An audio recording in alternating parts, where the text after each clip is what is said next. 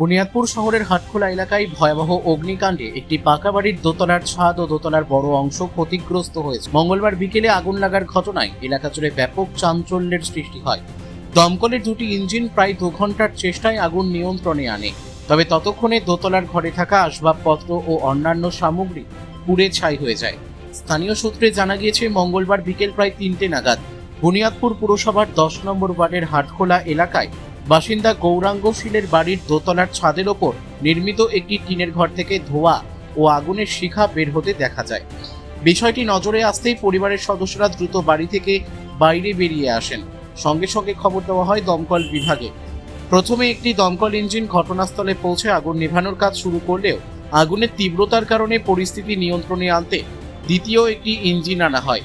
পরে দুটি ইঞ্জিনের যৌথ প্রচেষ্টায় প্রায় 2 ঘন্টা ধরে অভিযান চালিয়ে আগুন সম্পূর্ণ নিয়ন্ত্রণে আনা সম্ভব হয়। বুনিয়াদপুর থেকে অমিত মহন্তের রিপোর্ট, কুলিক নিউজ।